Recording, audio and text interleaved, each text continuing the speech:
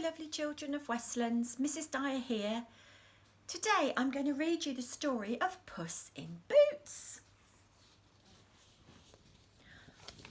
One sad day, a poor miller died.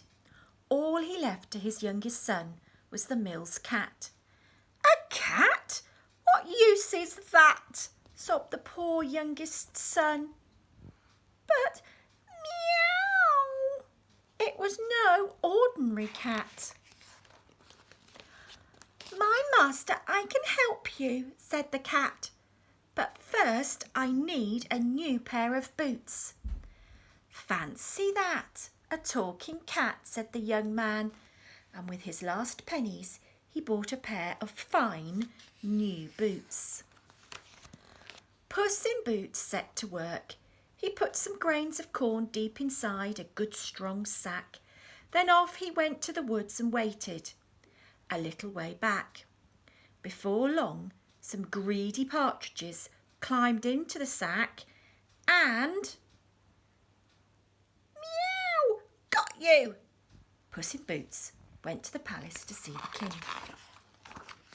Your Majesty, these partridges are for you, he said. A gift from my master, the Count. Fancy that! A talking cat, said the king. Thank you. And he filled Puss in Boots' sack with gold coins. My master, these are for you, said Puss in Boots. The young man's eyes opened wide. Fancy that, my clever cat, he said. Next day, Puss went to the palace again.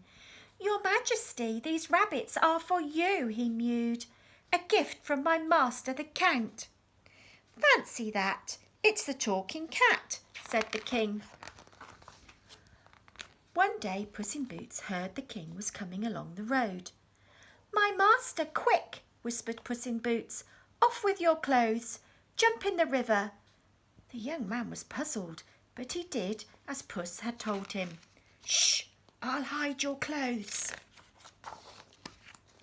Help, your Majesty, said Puss in Boots. My master went for a swim, and look, robbers have stolen his clothes.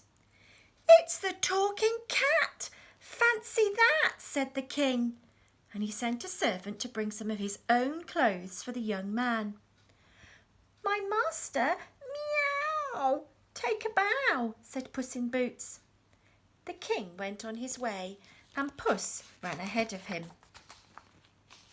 Some farmers were cutting hay. Farmers, said Puss in Boots, the king is coming this way.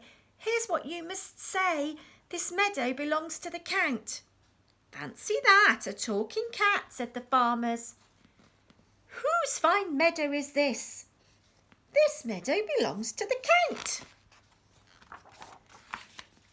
Then Puss ran ahead again to where some woodcutters were chopping wood. Woodcutters, said Puss in Boots, the king is coming this way. Here's what you must say. This forest belongs to the Count. Fancy that, a talking cat, said the woodcutter.